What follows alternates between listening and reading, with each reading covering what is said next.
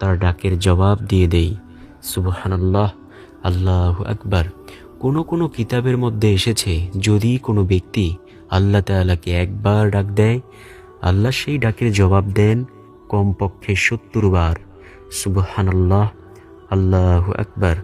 তাই আমরা বেশি বেশি পরিমাণে ইস্তেগফার পাঠ করব ইনশাআল্লাহ, ইনশাআল্লাহ। সূরা নূহ এর মধ্যে ইস্তেগফারকারীর কয়েকটি পুরস্কারের কথা এসেছে।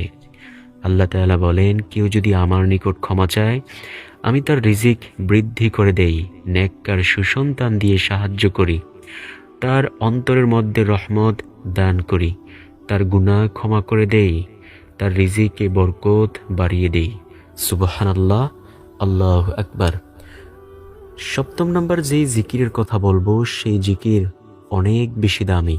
সেই জিকিরটি হলো, যে কোনো নিয়ামত ভোগ করার পর আলহামদুলিল্লাহ বলবেন।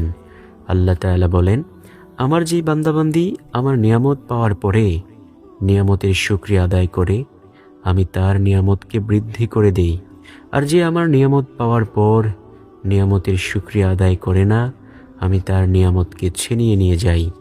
নবীজি সাল্লাল্লাহু আলাইহি ওয়াসাল্লামকে সাহাবীরা প্রশ্ন করল, ইয়া রাসূলুল্লাহ, নিয়ামতের শুকরিয়া আদায় করার জন্য কোন জিকির আমরা করতে পারি?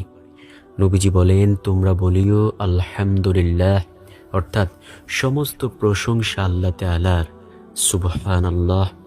নবীজি সাল্লাল্লাহু আলাইহি ওয়াসাল্লাম এমনটাই বলেছেন। প্রিয় দর্শক, নবী বলেন, আলহামদুলিল্লাহ মিজানের পাল্লাকে অনেক অনেক অনেক বেশি ভারী করে দেবে। এই যে আমরা দুনিয়াতে বেঁচে আছি, যত কিছুই আমরা ভোগ করতেছি, সব কিছুই আল্লাহ তাআলার নিয়ামত। চাঁদের আলো ভোগ করি, আল্লাহর নিয়ামত। সূর্যের আলো ভোগ করি, আল্লাহ তাআলার নিয়ামত।